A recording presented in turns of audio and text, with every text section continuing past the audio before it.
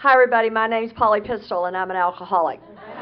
By God's grace, in a program called Alcoholics Anonymous, I haven't had a drink since April the 11th of 1977, and for that I am eternally grateful.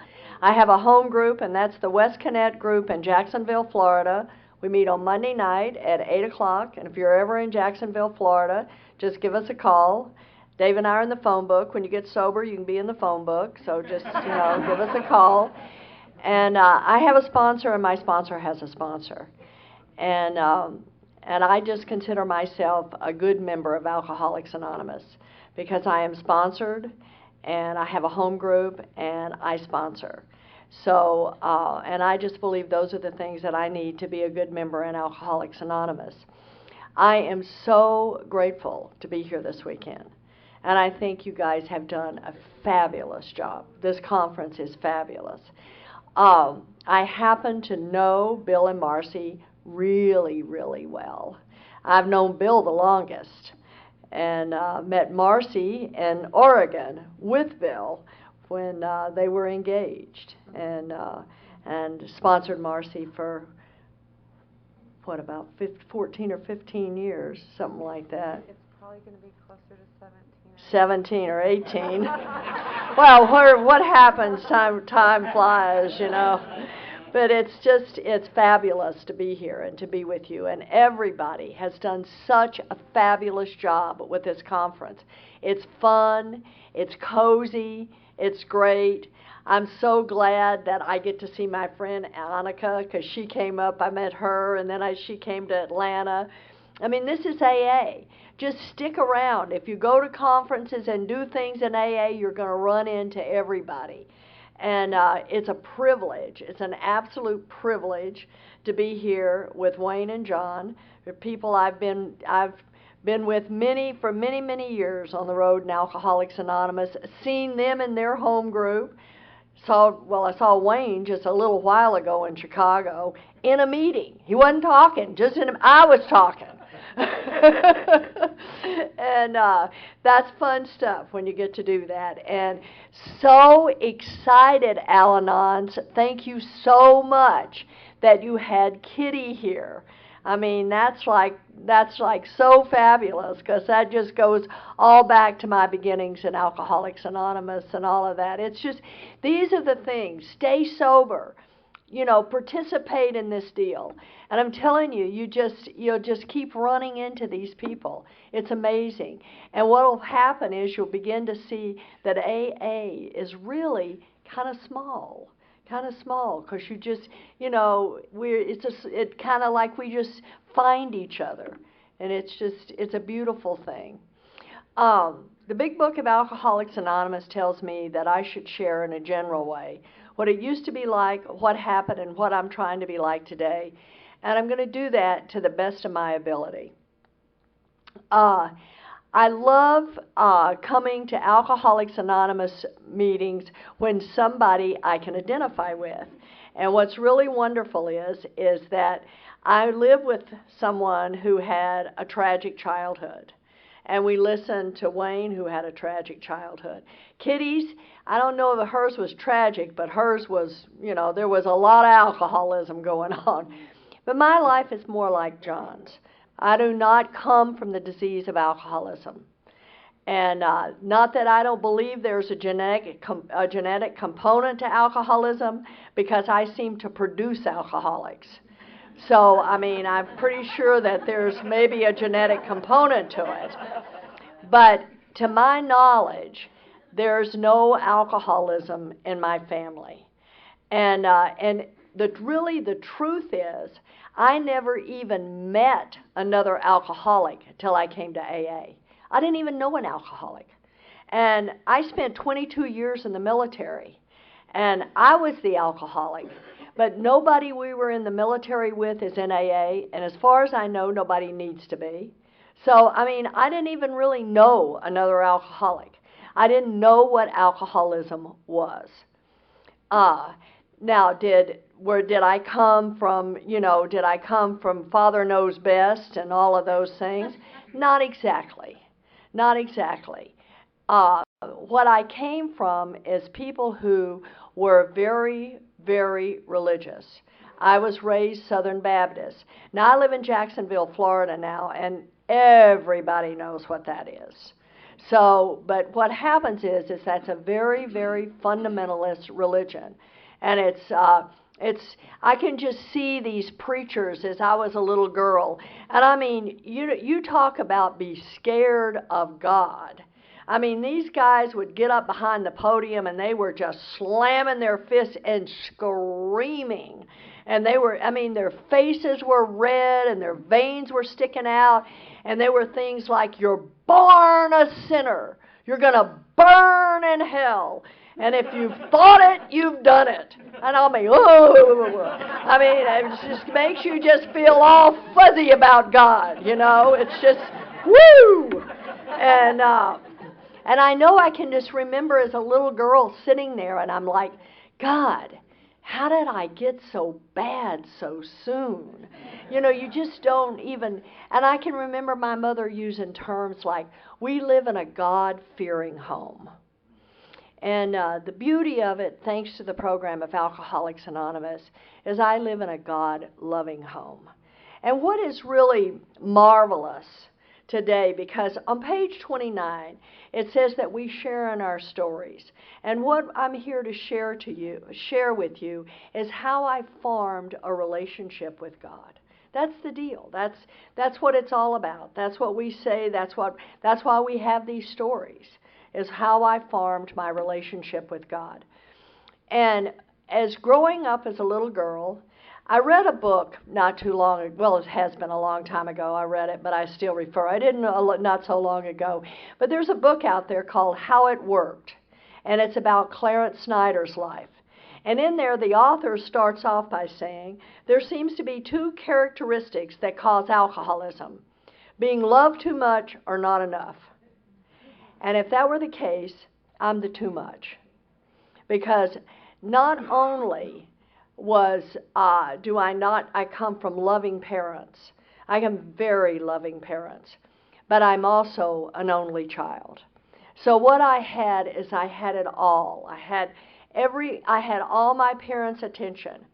And what happened is that I am so grateful for the inventory steps. And you know that I know today is just like our AA history. And if any little brick would have been out of place, I wouldn't be the person I am today.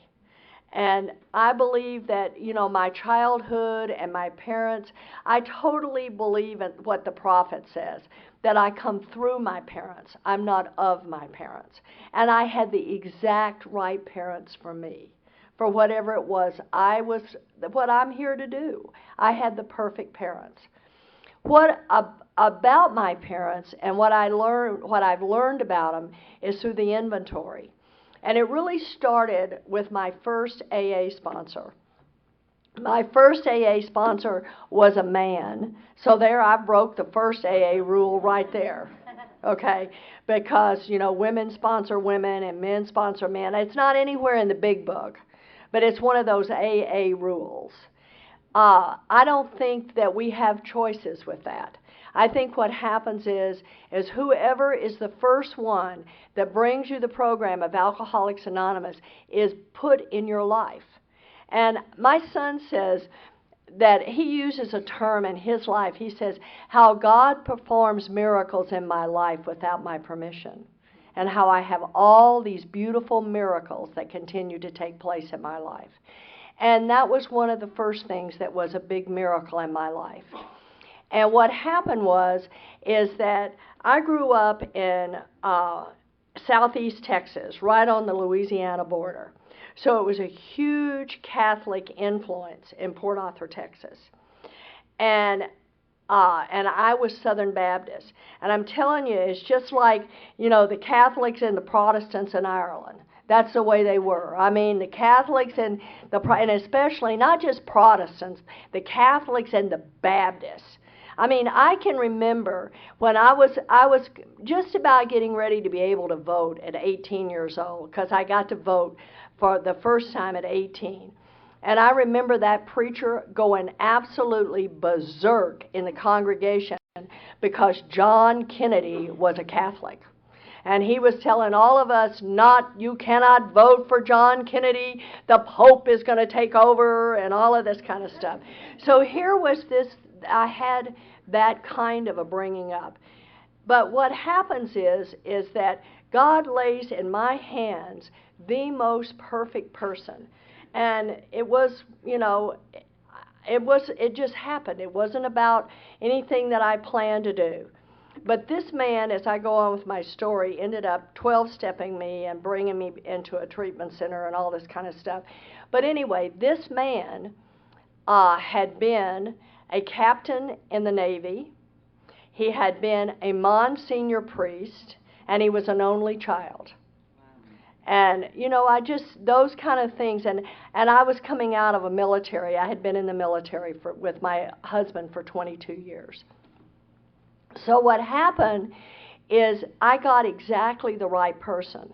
But what he did for me that I do today for the women I sponsor is before I sat down and did a 5th step, and I'm one of these people kind of jumps around too, so you never know for sure where I'm going to land. But anyway, what he did was he said, before you tell me your story, I want you to tell me your parents' story.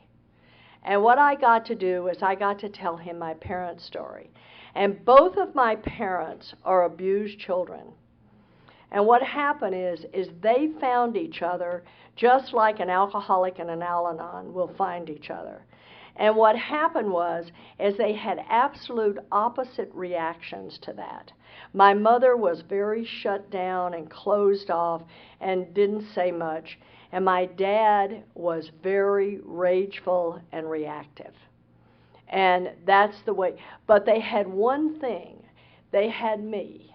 And I was so loved, and they loved me so much. And all they ever wanted to do was give me everything they didn't have. That's all they wanted me to have. And I am a latchkey kid. And I will guarantee you, if there's other people in their 70s here, that was not common. That was not common. So, but my mother worked. I was a latchkey kid before anybody knew about stuff like that because my mother worked. She was a nurse. My dad had a 9th grade education, and he was a contractor. And they worked because they wanted to give me things. They gave me dancing lessons and gymnastic lessons, sent me off to New York to study dancing, all the stuff any little girl in the whole world would ever want. And you would think that I would just be brimming with self-esteem and self-worth and all of that because I had all this love. But see, the deal is we cannot transmit that which we do not have. And what happened is my parents had no self-worth. So my parents could not transmit that to me as much as they tried.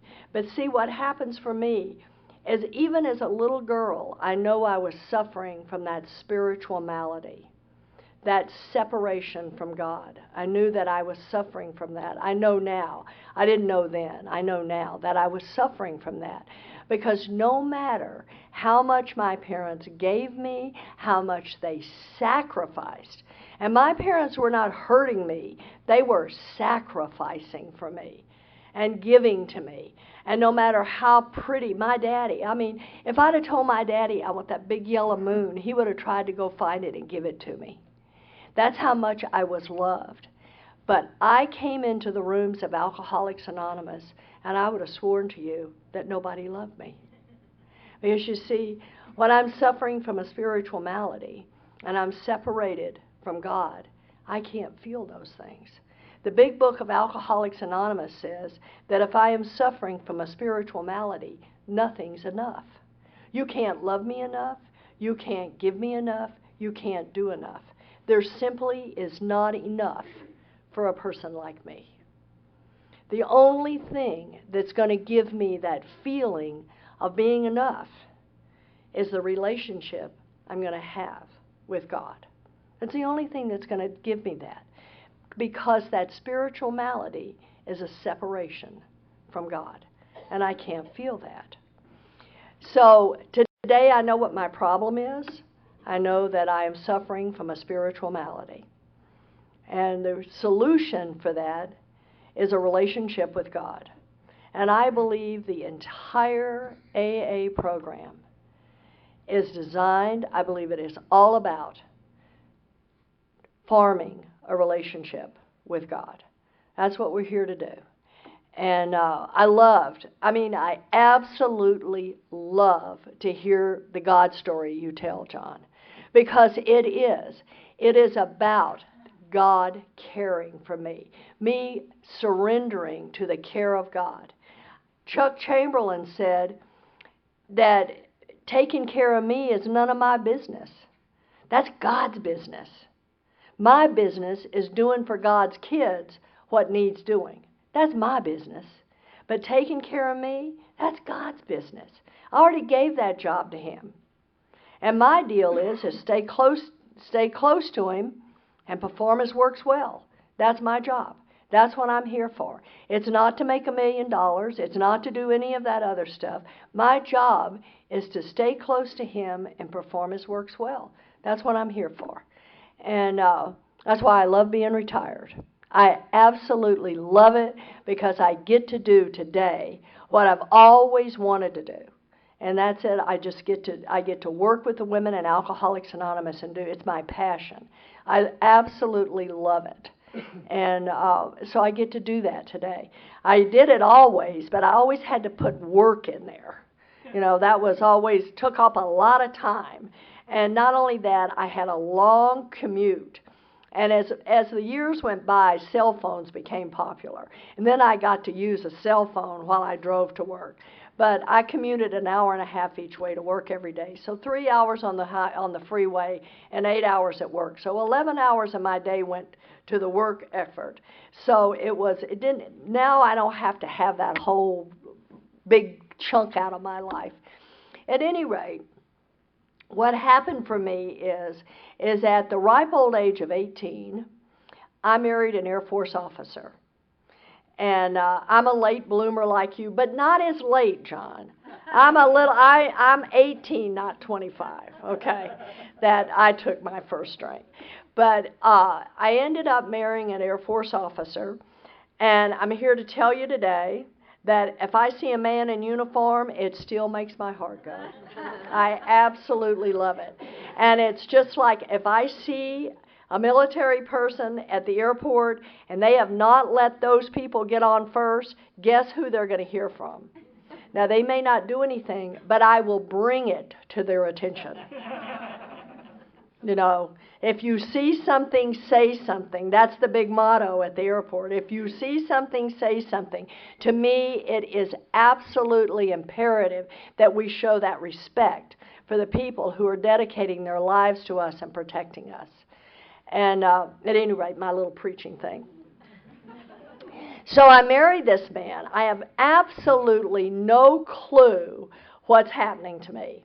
All I know is that I fell in love with him. He went off to be an aviation cadet, and when he was all done with that and he was given his wings, we got married.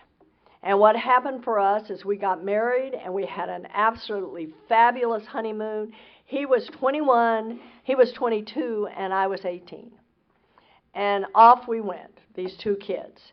And our first duty station was Mather Air Force Base in Sacramento, California. And we went there, and it was beautiful. I loved California. I thought it was just fabulous. Even though it was Sacramento, I thought it was fabulous.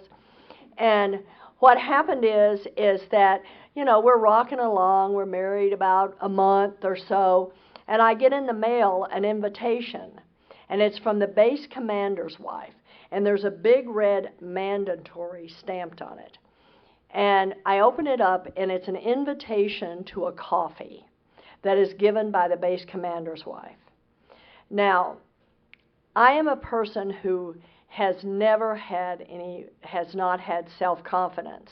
And I have to talk to God all the time to have it today. Because I think if I'm not if I don't think that I'm God's child and that I'm worth everything that God has to do, then I'm just shooting God the finger, because I'm His child. But I have to talk to myself.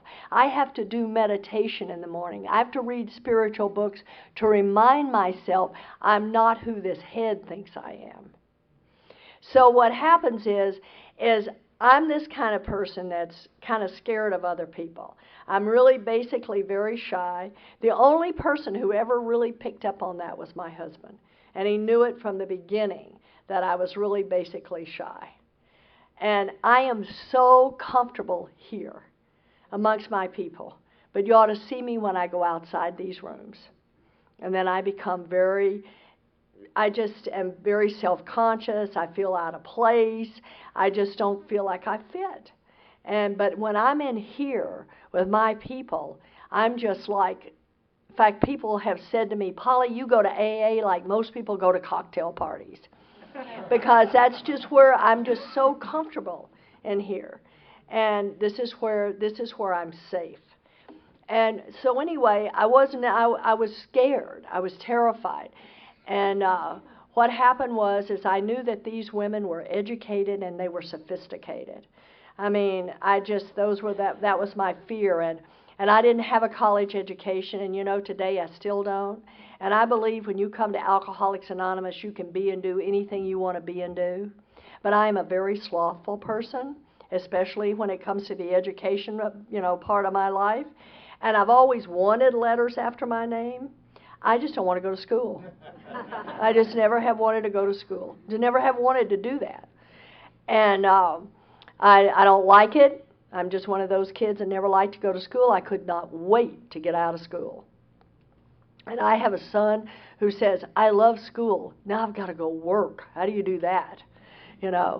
So what happens is I just, I was scared. And so I went to this coffee, and we were sitting at tables, kind of like we were when Dave and I were doing the workshop yesterday. And the base commander's wife was standing at a podium, just like I am this morning. And she began to talk to all of us little second lieutenants' wives. And she began to tell us what our responsibility was going to be to our husband's career, and what we were going to do to enhance his career, and that we were going to have the right dinner parties, and we were going to attend the right dinner parties, and that we will always be at the dining ins that we were invited to. And if there was any function given by the Officers' Wives Club, we were expected to be there, and we were expected to be dressed properly. We were going to wear the right length gloves, all of the things that we were going to do as officers' wives. And I'm telling you, I was terrified. I was so scared. I am a hick from Texas. I don't have a clue what this is all about. I don't even have a clue. I didn't even know that this was going to exist in my life. Excuse me. So what happens is a few weeks later, there's an officers' wives luncheon, of which I am expected to attend. Now, I still have not taken a drink. And I'm like everybody that's talked before me. I needed a drink a long time before I took a drink. It's just that it was, thou shalt not drink, and I didn't. That was what the whole thing was, and neither did he. So what happened was I go to this Air Force officers' wives luncheon, and they have one of these big fountains. And it's not champagne, it's sherry. I mean, I hate to tell you that my first drink was such a wussy drink. I mean, you might have had a brown drink, but it was a Manhattan. I figured that with the cherry. But what happened, it was just such a wussy drink. But all of these women were sticking their glass up under there. They were picking up a glass and sticking it up under there. So I picked up a glass and stuck it up under there. And I took a drink of alcohol. Now, I don't remember anything happening specifically that day. I don't remember. The only thing that I do remember, and it's one of the things I think is so amazing, is most non-alcoholics do not remember their first drink. And most alcoholics do. I mean, I didn't know I was going to need to know that. I mean, it never, ever occurred to me, but that memory's there. I remember it as if it were yesterday. And I took that drink of alcohol, and the only thing that I remember is I was just one of these really uptight kids. Just uptight, stressed out. I mean, just a mess. I was just a very young woman, and I was so uptight. And I do remember taking that drink of alcohol, and in a little bit, really close, the only thing I recall is that I could just breathe. I could just breathe. And it just seemed like I just kind of relaxed, and I could just breathe. And I would never know until I came into the rooms of Alcoholics Anonymous what happened to me that day. But what happened was I took a drink of alcohol, and it gave me that sense of ease and comfort. And what happened is that for a long time, alcohol worked for me. It worked. And, of course, it would progress way past Sherry. But what happened is that it always gave me the ability to be in social situations that always terrified me.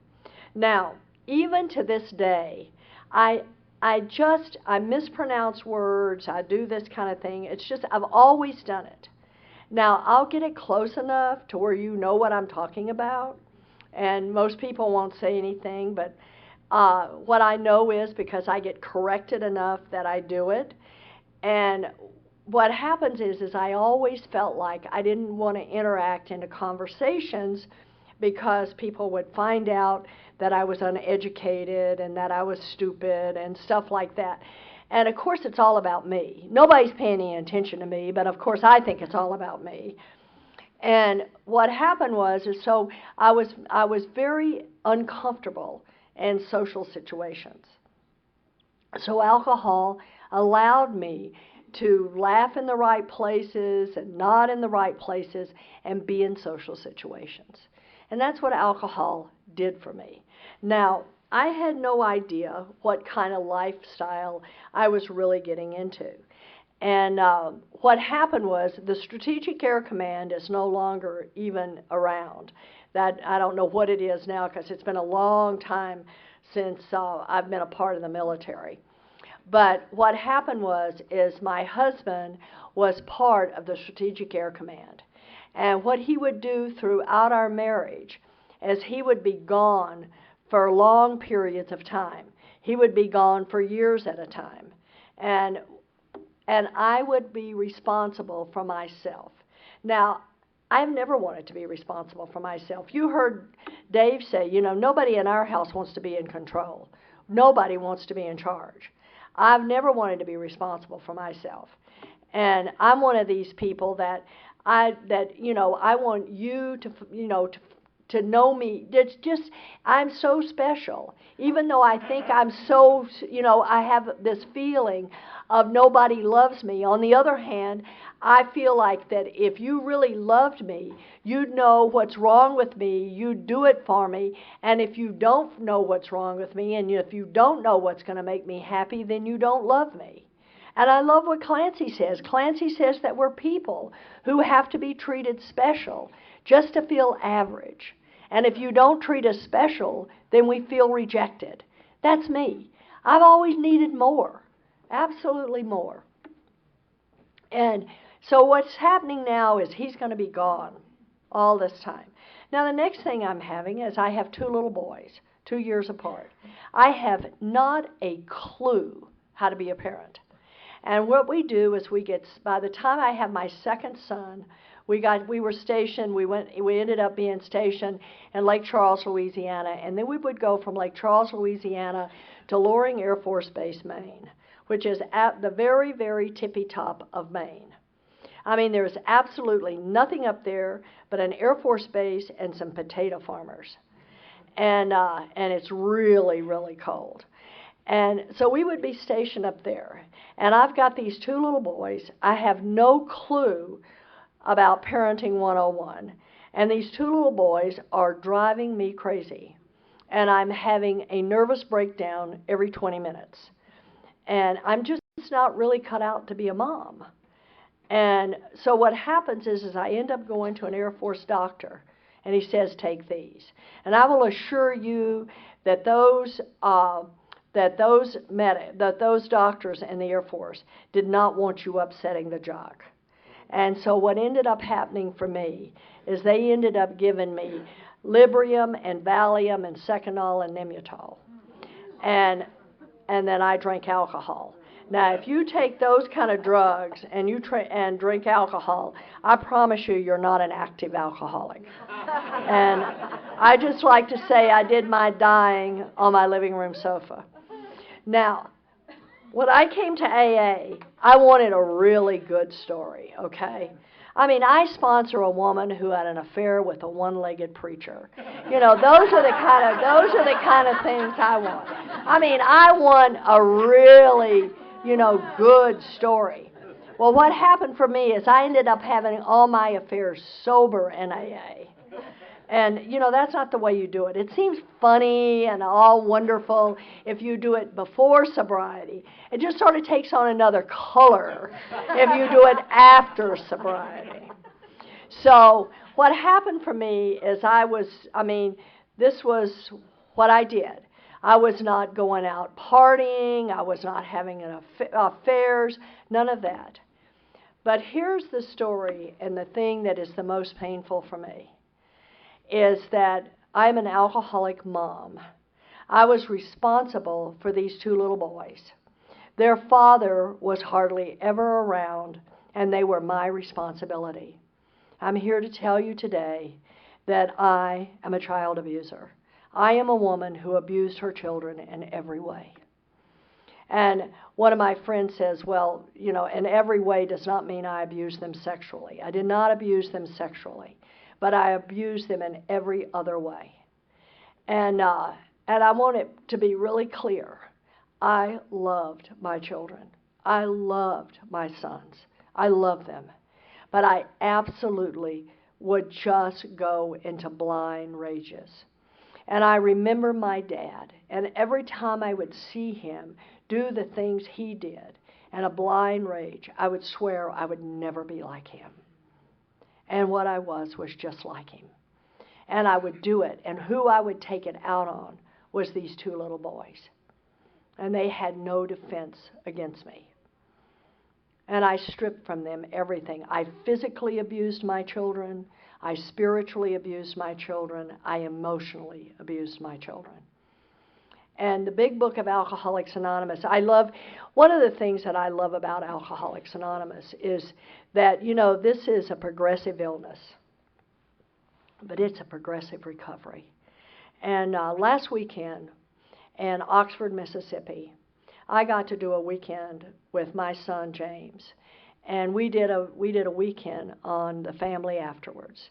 And both of us are really into the book and all of the stuff that we both love the book, and we both love Alcoholics Anonymous.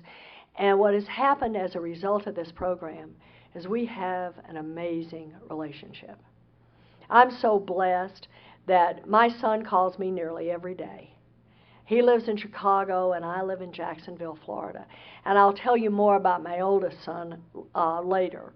But at any rate, I've learned a lot about my disease from my youngest child, because my youngest son is also a member of Alcoholics Anonymous, and I've had the opportunity to hear him speak many times.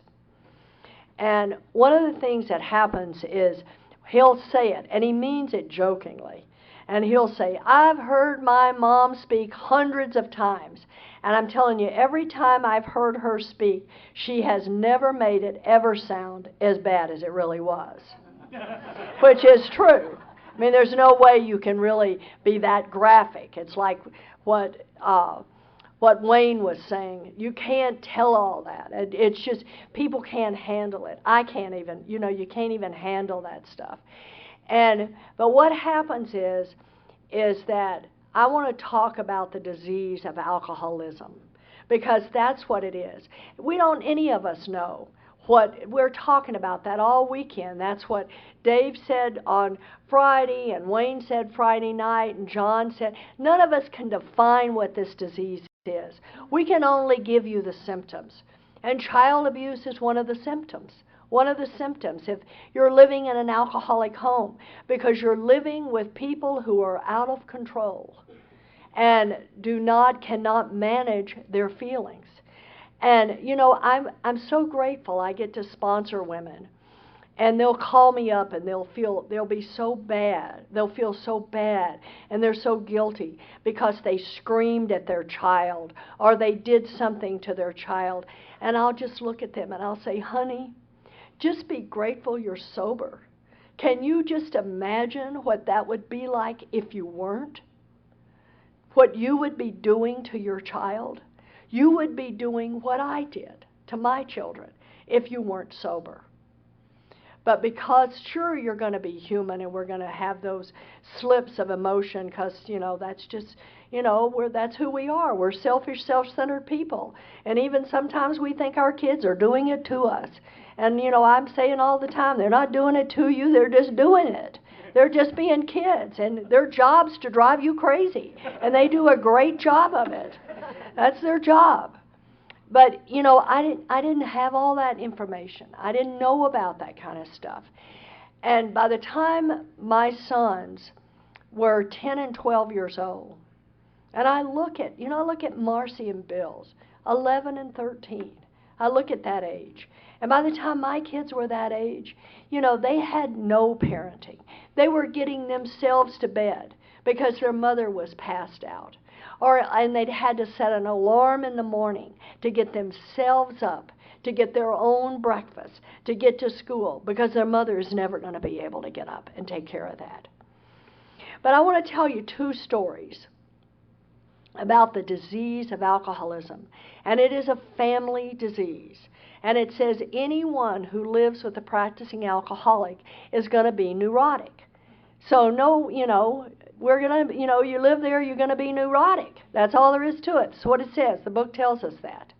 It is difficult to live in those situations. It's difficult for children to have to gauge and always, you know, I can hear Albert Myers today.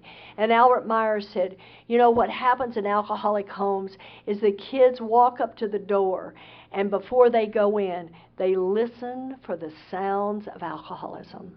Because you never know whether to go in or not. You're always listening for the sounds of alcoholism. And my kids were always listening for the sounds of alcoholism.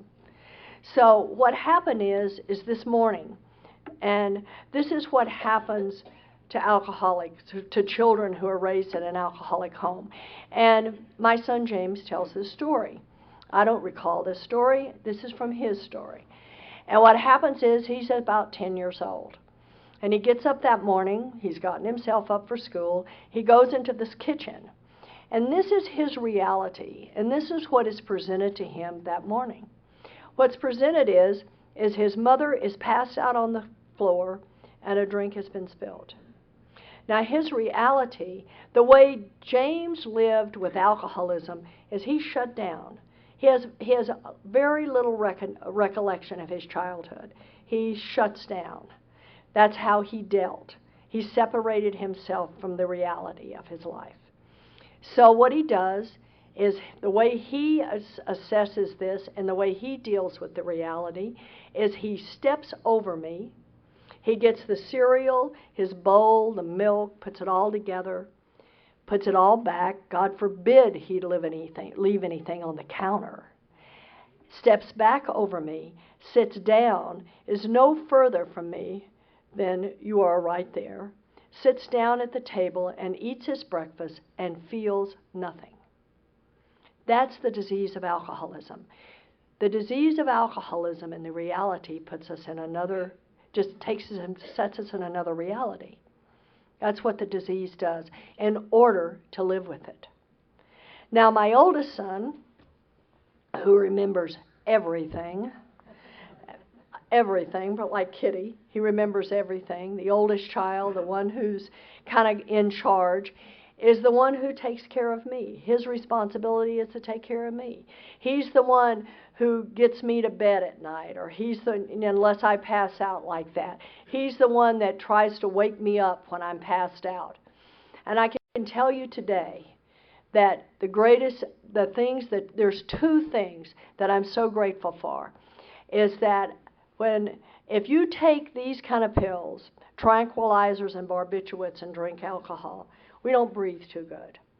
And what happens is that when he shakes me to come awake, wake up, Mom, wake up, are you dead? And I come to and I see the fear in his eyes. And you know, for the past 36 years, I haven't had to see that kind of fear in anybody's eyes because of something I'm doing. And for that, I've been overpaid. The other thing with my children is that I loved my children. One of my children was an athlete, and another one was a musician. And I would promise them, I'll be at your concert, or I'll be at your game. I would promise them. And I would take a drink of alcohol, and I would make it. And then I would come to, and I'd see these little faces at the end of the sofa. And they'd look at me, and they'd say, Mom, you promised, but you didn't come. And I would make it their fault. Can't you see I'm sick? I would be there if I wasn't sick. You know, don't you even understand that I'm sick? And here, not only did I not show up, and did I not give them any attention or make them feel like they were of any importance, but I made it their fault. Now, that's the kind of crazy making we do with our children. That's what the disease of alcoholism does. I just am going to kind of jump to, I'm a treatment girl. I'm a treatment girl. A lot of times I hear there wasn't any treatment centers. My God, I found a bunch of them. So I know that what happened for me is I ended up having a car wreck in Irving, Texas, right where the Dallas Cowboys play football. I'm a blackout drinker, and I walked to a payphone, no cell phones. I walked to a payphone and told the police that my car had been stolen. And here comes the police, and I'm taken to the Irving police station. And I get to see that look in the non-alcoholic's face that just doesn't understand why we do the things we do. And this policeman looked at my husband, and he says, why don't you just take her home and sober her up? And on the way home, my husband says, there's a treatment center not far from our house, and I wish you would go. And that night, I entered treatment for the first time. And this was a county detox. And I tell you, until that day, I had never met another alcoholic. And I want you to know I loved them. I loved them. I loved the stories. I loved sitting up all night in treatment and everybody telling their war stories. I mean, I didn't even know about all this kind of stuff. It was just so fabulous. My life had been so sheltered. I didn't even know how to say that. I didn't even say the F word when I came to AA. I learned fast, but I never did know how to say it. It was just, that was the kind of person I was that came to the rooms of Alcoholics Anonymous. I didn't know anything about that. And what happened for me is, while I was in that treatment center, I just, typical alcoholic fashion, I said, people like me don't become alcoholic. That's, Dr. T-Bolt's deal, defiant individuality and grandiosity. Just people like me don't become alcoholic. And while I was in this treatment center, I had a jailhouse romance where sick falls in love with sick, and we walk off into happy destiny. And we walked off into happy destiny for 58 days. And I was 12-stepped out of a motel in Euless, Texas, by the man who would become my first AA sponsor. And he was the director of this detox center. And he brought me back into that detox center. And I'd been beaten up in numerous and sundry other things. And I'd reached that place in the big book that talks about pitiful and incomprehensible demoralization. And I knew now what the problem was. The problem was sobriety. I love to hear Clancy talk about the feelings of an alcoholic. I just loved, because my problem was sobriety. I couldn't live sober. I just couldn't live sober. I couldn't live with what I had done to my children. I couldn't live. My husband was 100% disabled from the military. He was that ill. He had come back from Vietnam, and he had fallen ill at age 36 with congestive heart failure. And at that time, this is back in the 70s, and at that time, the only thing open to him was a heart transplant. And they weren't doing that then. That wasn't happening. And so there was nothing that could be done for him. And he was 36 years old. And here his wife is, an alcoholic. And my dad is in a hospital being operated on for cancer. And all I'm doing is causing havoc in everybody's life. And so I couldn't do sobriety. I absolutely could not do sobriety. And I didn't understand that if I took the steps, if I did these things, that my life was going to change, that God was going to forgive me. I didn't get all that. My God is, you're going to burn in hell. And oh my God, was I a sinner. First of all, I've drank, I've abused my children, I've cheated on my sick husband. On and on and on the beat goes on. And so what happens is I sit there that 7 days. And when that 7-day detox was up, I left that treatment center, and I got a bottle of scotch, and I got a bottle of Valium, and I checked into a motel. I don't believe that there's anybody in this room that doesn't have an angel in your life. Someone who leads us to the program of Alcoholics Anonymous. And you heard it this weekend. You heard it. Everybody had someone who led them to this program. And I had such a woman in my life. And she knew nothing about the disease of alcoholism, but she loved me. And that day she drove around until she found my car parked outside this motel. And I had shut the door, but it hadn't latched on my motel room. And what she did is she pushed that door open. And I was laying there. And on April the 8th of 1977, I was pronounced dead on arrival in a hospital in Bedford, Texas. Now, many of us are sitting here, and we should have been dead, but we're not. And what we do, I believe, without any doubt, is get divine intervention. It's absolutely divine intervention. How do you live on the streets? How do you survive these tragic childhoods? How do you survive that if there's not the divine intervention? How do we do that? It's the divine intervention where God performed a miracle without my permission. And I'm here today, and I've been given the grace. But what happens is, Kitty was talking about yesterday, if you try to commit suicide, you get the attention of the authorities. They put you on one of those little 5150s, and they did that in 1977. And they cart you off to a psychiatric hospital for 72 hours. That hasn't changed for a lot of years, because they did it to me. And which was enough time for my husband to obtain a court order from a Fort Worth judge that I was a detriment to myself and others. And I was court committed to a treatment center in Dallas, Texas. And I entered that treatment center on April the 11th of 1977. And by God's grace in this program, I haven't had a drink since. My life has been in session for 36 years. And A Vision for You, and we read that a lot of times in meetings, we read A Vision for You. It talks about, if I stay spiritually fit, that great events will come to pass. That's the great fact for us all. And I've got some time left. I've got probably about 20 minutes left, and I'm going to tell you the great events that have happened in my life. A lot of my sobriety is not something I'm really proud of. The first 3 years of my sobriety was not. I hit a bottom in sobriety that was every bit as devastating as the bottom I had hit behind alcohol and drugs. And what happened was I hit a bottom behind relationships and sex. It's all about me. You know, poor little me. I'm a victim. My husband is sick. I'm 36 years old and all of this kind of stuff. And my husband has been sick and I've had, da-da-da-da.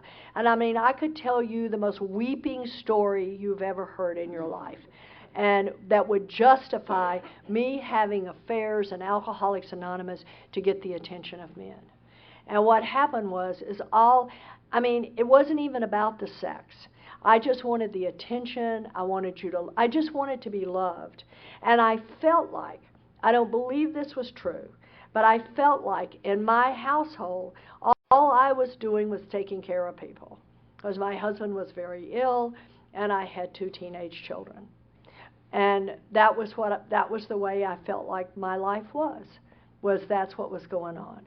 And so what happened for me is I hit a bottom that was devastating. And I'm not proud of that today. It caused me a lot of shame.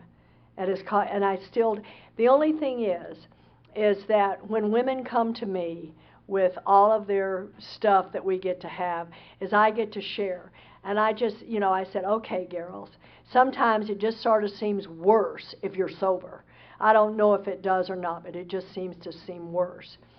When I was 38 years old, sober in the rooms of Alcoholics Anonymous, I sat in an abortion clinic and had an abortion. Now, I sponsor a lot of women who have had abortions. Again, it somehow just seems worse if you're sober. But that's my story. Now, I didn't share that for very many, many, many years in Alcoholics Anonymous because it was something I just couldn't share. And what happened is Bob D. and I were doing a book study, and we were talking about the 4-step, and we were talking about harms done and the 4-step, and for whatever reason, that just came out. And what has happened is that today, having shared, my AA sponsor always says that your deep, dark past is your greatest asset. No matter what has happened in your deep, dark past, it's your greatest asset. And what I've had is many women have come up to me ever since I've started sharing that and telling me, that's happened to me. And I couldn't even tell my AA sponsor. I was so ashamed. I was so ashamed of that. It seems like it's all okay if we're drinking. And whatever we do, it seems like it's kind of excusable. But when we do it here sober in the rooms of Alcoholics Anonymous, it's not excusable anymore. What happened for me is that I ended up being friends with Dave. And Dave and I were buds. And I'm just going to kind of talk about our marriage, and I'm going to go back to my parents. But what happened is that Dave and I became friends when we were 6 months sober. I was 6 months sober. He was 1.5 years sober. And I never had an inappropriate relationship with Dave. Now, he sponsored some of the guys I had inappropriate relationships with. In fact, he knew more about me than he needed to. And we've often laughed, if we'd have known we were going to get married, we probably wouldn't have told each other the things we told each other. But what happened for me is that when I was 3.5 years sober, Dave had moved back to Salt Lake City, Utah, and he had taken a job there. And he had come back to Fort Worth to interview again with the company he had left. And we got together because we had stayed in contact because we were buds. And what happened is that Dave said to me, he says, Polly, I'm in love with you. I've been in love with you for a long time. He says, but what you need to know is I don't want to have an affair with you. I want to marry you. And things like that aren't supposed to happen to people like me. And next month, on the 27th of October, God willing and the creek don't rise, Dave and I are going to be married 33 years. Is it 33 or 34? 34 years. We're going to be married 34 years. And it's been amazing. It has been an amazing journey. And one of the things that I know today is that the gift, I am a person who could not suit up and show up for my life. All of the drugs I took and the alcohol, I am nothing but anything that just got me out. Dave was a speed freak. He wanted to take speed so he could drink more. I have no idea what it's like to take drugs to vibrate. I seem to do that all by myself. I don't want anything vibrating. I do that all by myself. But you know, that was just what I did. I couldn't show up for my life. I just couldn't do my life. I just couldn't show up for my life. And today, for 36 years, my life's been in session. And one of the things that I really want to talk about, because it's family recovery, is I just want to talk about the amends steps and how important the amends step is, the 9th step. And one of the things that I am so grateful for is that I got sober in Texas, where we do the steps fast. And that is the whole thing. It's that they all claim around where I got sober in the Dallas-Fort Worth area that they're descendants of Dr. Bob and all of that. And maybe all that's true, John. We don't know, you know, maybe all that's true. But Dr. Bob is someone who took people through the steps rapidly. And that's what happens. And I am so grateful that I came from that kind of sponsorship. And you know what? This book is a textbook. We're going to study it for a lifetime. But what I need to do is get through the steps so I can do that one alcoholic sharing with another alcoholic. I need to get through the steps so I can begin to help another alcoholic. And somebody will say to me, well, how sober do you have to be, and what step do you need to be on to be a sponsor? And my answer to that is just stay a step ahead. I mean, that's it. Just stay a step ahead. But I'm grateful that we did the steps. One of the things that happened when I went to California is everybody talked about, well, we don't do the traditions, and we don't do this, and we don't do that. My God, when we were brand new sober, you'd go to meetings doing the steps, doing the traditions. That's what they call it. You would do it for a month somewhere around and I used to follow an old man around by the name of David Aronofsky. And I'd follow him around all over the place, and he was absolutely the tradition, guru around our area. And I moved to Southern California, and they said, well, we don't do the traditions. We need to learn the traditions. And I'm just kind of scratching my head. I mean, well, what part of AA you guys been in? If you're not doing the traditions and all this stuff. But by God's grace, I was taken through the steps quickly. I did my 4th step. And I had gotten out of treatment, and I'd been in treatment for 6 weeks, and I came back, and my sponsor said, we're going to do another 4th step. I had done one in treatment because I was in a 5-step treatment center. And he said, we're not going to do one of those Hazelton things, I was born. We're going to do it out of the big book of Alcoholics Anonymous. And I did that, and I did my 5th step with him. And he looked at me. And I'm so grateful that I didn't have watered down AA. And he looked at me, and Frank said to me, he said, Polly, you're a child abuser. And you're going to go to your sons and you're going to make amends. And I didn't know how I was going to do that. I mean, how do you do that? I sobered up and my sons were 14 and 16 years old. I mean, how do you do that? How do you go make amends to these kids? And so what he did is he showed me how to do that. He showed me how to make amends to those kids. And one of the things he did is he had me fill out a 3x5 card. And he says, when you're going to make amends to someone when it is so emotional, you better write it down and have some bullet points, because you may not can remember to say all the things you're going to say if you don't have it written down. And so I had it written down. And I sat there and I told them all the things that I remembered I had done. And then I did exactly what the book asked. I asked did they have anything to say to me that I had done, and what, I wanted to know what I could do to make it right.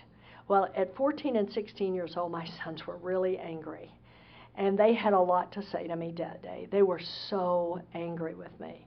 They didn't care I was sober about 3 or 4 months. They didn't care. What they were concerned about is what they had been through. And they had no problem that day telling me everything that was on their mind.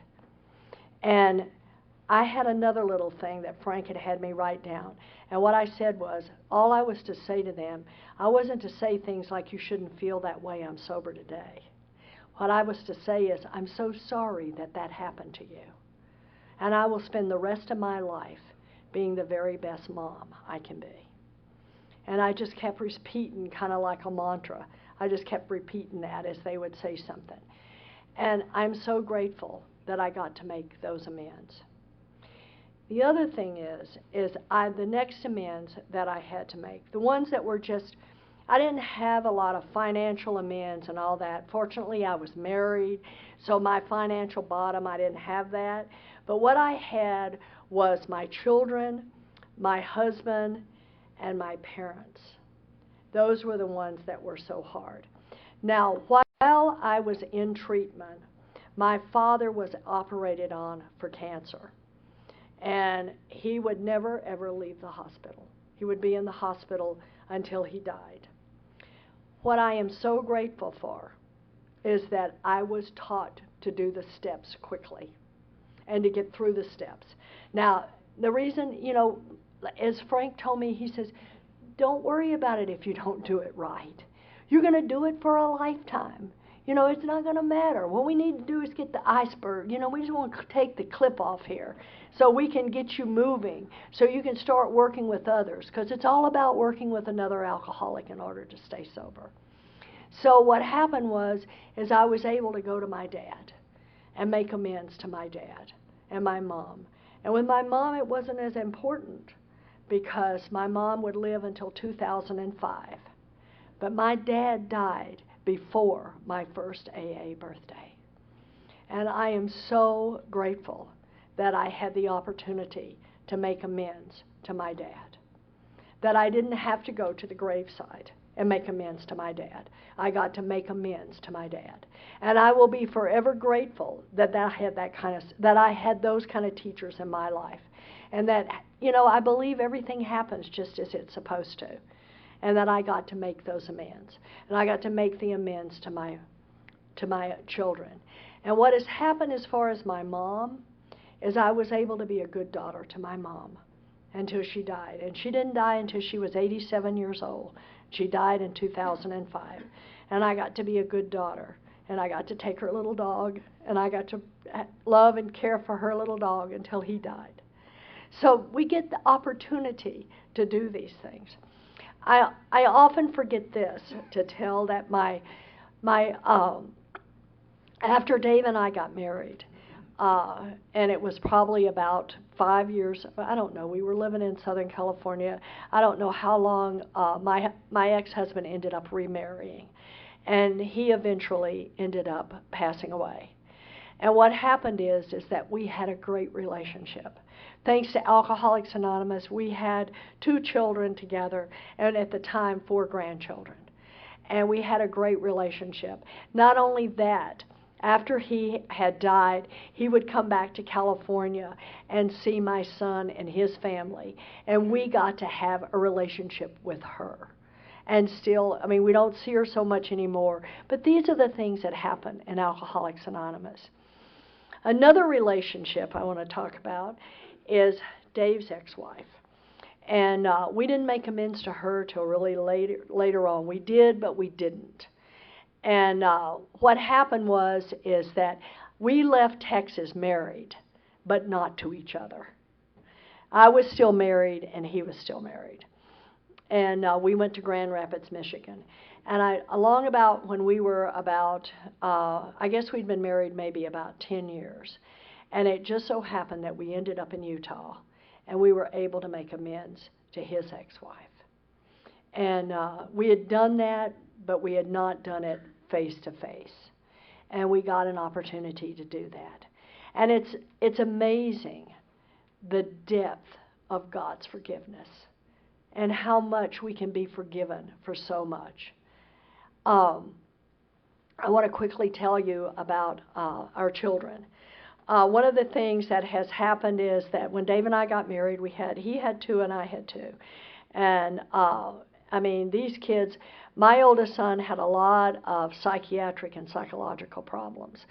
And all the DCM or DSM or whatever that book is, says all of the stuff that's wrong with him is because of the mother. The mother does everything, And so all of this stuff, so what happened is in my early sobriety, he was trying to commit suicide every other day. And when I got sober, I realized that my shortly after I got sober, I realized that my 15-year-old son was using drugs and alcohol. So what happens is I'm watching, this starts to happen in my life with my two kids, and that is they start killing themselves. One starts, trying to take his life all the time, and the other one behind alcohol and drugs. And by the time I turned 5 years sober, I'm telling you, I am in so much pain. I don't know if I can live. I'm in so much pain. I hurt so bad. I am so grateful to this program that I cannot even tell you, because I know if this had not happened to me the day it happened to me, I don't believe I would be sober. And what happened to me is I was on my way to an AA meeting as I was placed in that position. And fortunately, I ended up, because of Alcoholics Anonymous, placing myself in positions that God could work with me on my way to an AA meeting. And what happened was on my way to the AA meeting, my daughter-in-law called me to let me know that my son was in the hospital, that he had put a pair of scissors in his stomach. I thought I was going to die that day. I thought I was going to die. I walked into that meeting, and I know none of you have done this, but I walked into that meeting that day, and I just jumped up, and I was just telling everybody my problems. I didn't have a solution one. My son has tried to commit suicide. My other son is on Venice Beach somewhere doing God knows what. Blah, blah, blah, blah, blah, blah. This old man in the back of the room says, "You need to just turn those boys over." And I flew up out of that chair. This is just not the way you do AA, Flew up out of that chair and says, "Well, you want to tell me how to do that?" And of course, he didn't know. And what happened is that I sat myself back down with the help of my friend, with my sponsee who was there. With the help of her, I sat myself back down. And when that meeting was over, a double winner came up to me. And she said, "I need to take you to an Al-Anon meeting." And that next day, she took me to an Al-Anon meeting. I was 5 years sober. I entered that Al-Anon meeting, and these women surrounded me, and they said, "Of course you feel the way you feel. You're a mother. But what we're going to do is we're going to show you how to love your sons without it killing you." And I know today, if it were not for the program of Al-Anon, I wouldn't be sober, because I was in too much pain. I was in too much pain. Something had to give. You cannot watch your kids die right before your eyes and be in that kind of pain. And I didn't have an answer for that. I just didn't have an answer for that. I didn't have enough sobriety. I just didn't have an answer for it. And by God's grace, I'm sober today. When I was 6.5 years sober, my youngest son called me on the phone and he said, "Mom, I want what you have." And on January the 3rd, 2014, my son James will celebrate 30 years sober in the program of Alcoholics Anonymous. That's a great event that's come to pass. My oldest son has had a lot of struggles in his life. And today, he has found a spiritual path. I don't know if my son Russ is an alcoholic. I don't think he believes he's one. I'm not sure I believe he's one either. I believe he's the kind of alcoholic that he was going through a divorce and he couldn't afford the medication that he needs to take for what he has, and he ended up drinking a lot. And he was the kind of alcoholic they talk about in the big book on page 22 and 23, where they talk about, some of us even have to go to the hospital, and he had to be detoxed. But Russ has found a spiritual path. Even though he's divorced from his wife today, she was Catholic, and he became a Catholic. And today he's a cantor in the Catholic Church, and he was always a beautiful musician. He can play the organ, he can play the piano, plays a guitar, he plays instrument after instrument after instrument. And what he's got to do today is he's got to do that, and he gets to do it. And what he does is he says he gets to praise God every Sunday with his music. He uses his music to praise God. And he gets to do that, and he's found a spiritual path. And my son James has found a spiritual path.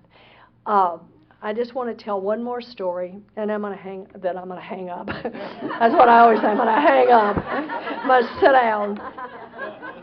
I have 5 grandchildren, and they've never seen me drink, and they enjoy me. I'm a roller coaster riding grandma. I love it. I love thrills today, the same as I've always loved thrills. I'm going to tell you 2 stories about my grandkids. And they're both about the oldest grandchild of my oldest son, and the oldest grandchild of my youngest son. My youngest son, James, had our first grandchild. And when Ryan was born, I'm telling you, David lost his job. That was when we ended up with the bankruptcy and the foreclosure and all that kind of stuff was going on in our lives. And what does God do? He gives us this beautiful cherub. And Ryan was born. He's the prettiest thing you ever saw. He had a head full of blonde, curly hair that it was just amazing. He was so beautiful. When Ryan turned 18 months old, we got some devastating news. We found out that Ryan was profoundly deaf. And I'm telling you, I have never been so angry with God. I was so angry with God because I just couldn't believe that all of us were sober. James and Kelly were sober, and Dave and I, we were all busy in AA. Ryan was going to AA meetings when he was a few days old. And, it was just here we were. And then our grandchild is deaf. And I just didn't understand what God had in mind. I just didn't understand. And see, it's that thing that Dr. Paul talks about. There are no negatives in God's world. It's just my and then what happens is Clancy talks, it's just my perception. That's my perception. I had no idea what this young man was going to do in his life. I'm going to fast forward, and he ended up having a brother and a sister. And I'm going to fast forward to Ryan today. Ryan is 20 years old. He is a junior at the Rochester Institute of Technology. He is studying civil engineer. Ryan, last year, went to Europe for 3 weeks with 2 other deaf kids, toured Europe, stayed in hostels and all kind of stuff like that. I mean, he's an amazing kid. Spring break, he was in Puerto Rico with 4 other deaf kids, sleeping on top of the car, sleeping bags on the beach. I mean, these kids know how to go and not spend any money and just have a ball. And then he ended up on this huge road trip that they did, going to the Tetons and Glacier and Yosemite, and they ended up with a bunch of car trouble. And because of our AA friends along the way, our AA friends helped them get through all this stuff. I mean, he's just an amazing kid. But when Ryan was in high school, I can think about me being this person who always, I feel different and I don't fit in and wah, wah, wah, wah. All my little feelings, because it's all about me and how I feel. And I think about Ryan going to a high school in Evanston, Illinois, where there are 4,400 students. And Ryan is the only deaf kid. And all through his school, because his parents mainstreamed him, there were no other deaf kids in his class. And he went to school every day, and he had an interpreter, so there was no doubt that people could see that he was deaf, because the interpreter had to be in the class with him. And what happened is he suited up and he showed up and he went to school every day. And he didn't feel different, he was different. And today, he is an amazing young man. And you never know what has to happen. But all of us have got to go through the school of hard knocks. I mean, he was a kid of privilege. I don't know what his knocks were going to be. We don't know how God's going to provide us with that growth. We just don't know how it's going to happen. My oldest granddaughter, one day I was picking her up from school at Vista in California, and I was picking her up from school, and ended up getting in the car, and I was talking to a sponsee on the phone. And Katie looked at me and she said, "Grandma, I want to be just like you because you help people, and I want to be like you." We never know. We never know who's watching. We never know. We may be the only big book anybody reads.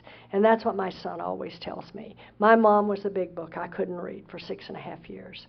And I want to tell you the tribute in my life today is what my son says about the program of Alcoholics Anonymous, and he says about me.